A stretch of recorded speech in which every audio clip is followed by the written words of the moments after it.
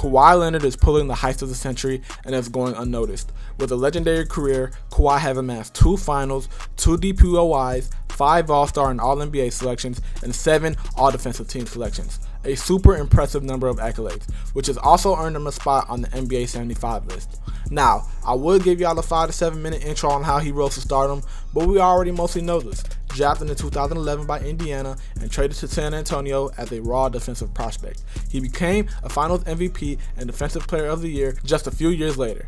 But this story starts in 2017, the Western Conference Finals. The Warriors had just picked up KD and were looking to bounce back from the embarrassing 3-1 comeback in the prior finals. But Kawhi Leonard came out on another level, scoring 26 points in 23 minutes and had a 21-point lead against the KD Warriors in that Game 1. Then this happens.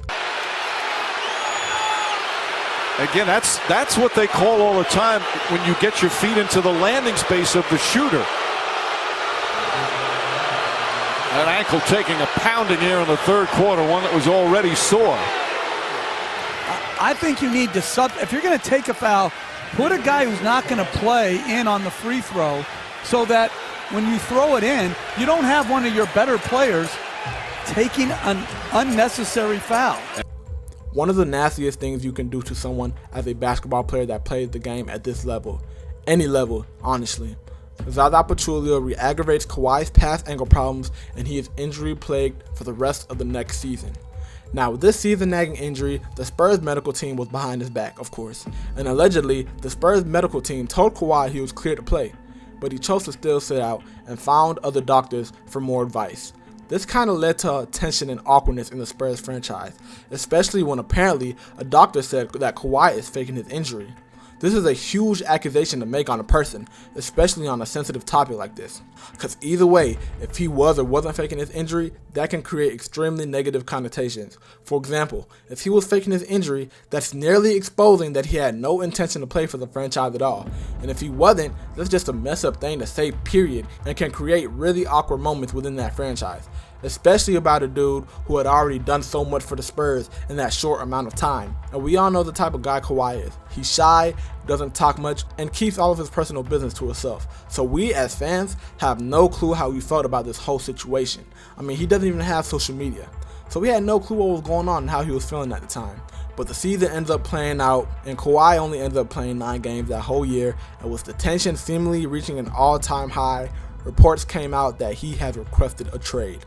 Now, for those who don't know, Kawhi was born and raised in the Los Angeles area, and it appeared that Kawhi was interested in going home. But this isn't the Dame situation. The Spurs are one of the best organizations in the NBA, and they went about this at the best possible way. They didn't want to trade Kawhi to another Western Conference opponent because they still wanted to compete, and due to the tension that might have already been brewing in the franchise, it seemed like they had no intention to do right by him. With that being said, they traded him to Toronto for DeMar DeRozan and some extra pieces. This trade is very risky for Toronto because Kawhi only has 1 year on his deal left, and it seemed very prominent that he wanted to go home. But they pulled the trigger, and it ended up becoming one of the greatest trades in their franchise history. Kawhi ends up averaging an efficient 26-7 and leading the Raptors to 58 wins. Then he comes out and has one of the greatest playoff runs of all time that capped off in an NBA championship where he played all 24 playoff games, even though he was caught limping throughout the playoffs, which is a very important factor to the story later on. But the season wasn't as perfect as it may have seemed. Other players on the roster weren't too fond of the load management stuff and things of that nature, but we all seem to forget about things like that when you win a championship, which is understandable. Winning a championship is something that can help poor things that went on during the season get swept under the rug. So teams didn't even notice the issues that came with Kawhi. Not great team chemistry, misses a lot of games, and very unpredictable. But when you're the Finals MVP, none of that stuff matters. Free agency begins that following summer, and the Clippers take the bait. The Clippers had a solid squad with no stars, but a bunch of really good players who were going to go at you. But they still decided to make that big-time splash and sign Kawhi, then trade for Paul George, which Kawhi kind of forced them to do, automatically making them a championship favorite. They were my favorites for sure, but here we are, and it's been the same thing, but this time it bleeds into the playoffs. They haven't found any playoff success. He hasn't played 60 games once ever since joining the Clippers and has gotten injured in 2 out of 3 of their playoff runs and has missed a whole season, causing the Clippers to miss the playoffs completely. But this is my theory. Kawhi just doesn't care anymore. He forced his way out of San Antonio, dealt with Toronto for a year, and found his way home to LA. He's already proved everything that he needs to prove in his mind. He gets to live in LA and he gets paid millions of dollars as he is on contract still. And it's apparently warranted because of what he's done in the past. Me, I'm personally not a fan of load management. How can you be prepared for the playoffs if you're not playing in the regular season? Let me put it like this. When the playoffs start, the intensity rises at a massive rate, putting more stress on your body. And to warm up is to play in the regular season. So if you're not playing as many games as possible, how are you going to be ready to play in the playoffs when you haven't even played in the regular season? That's why I don't believe in load management. I personally believe that you can cause much more injury risk on your body than if you decide to sit out for no reason. Think about it like this. If you want to bench 225 pounds by December, you have to lift every week. You can't just go into the weight room in December and try to lift 225 pounds because you're either going to miserably fail or hurt yourself. He's even stated that he doesn't care about the regular season and he only focuses on the playoffs.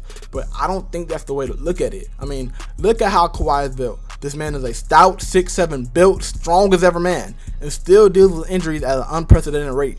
We like to joke around and say he's a robot and this and that and not pay too much attention to this, but he's been finessing all these teams that he's played for years. Of course, he could actually be getting hurt, but let's be honest. Injuries are things that we are able to avoid if we take the necessary precautions. We learn how to land, we know how to jump.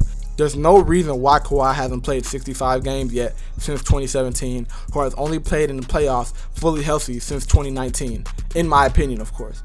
And with the intensity being so high, nobody is really healthy. Everybody is torn up at least a little bit. It's a long season. Like I said earlier in the video, Kawhi has played while limping. So I feel like he could be trying just a little bit harder, especially since he played through the injury during Game 2 of the past playoffs. It feels very selfish to the fans, his team, and the game. But at the same time, I could be downplaying the severity of these injuries. Whole times his knee could just be useless, and there's nothing we can do about it. Both Kawhi and Paul George are some of my favorite players in the NBA, but this situation with Kawhi is starting to get out of pocket, and I hope they can figure it out in LA and win a championship. Let me know what y'all think though. Make sure you like, comment, and subscribe for more Sparks content, and I will see you in the next one. Peace.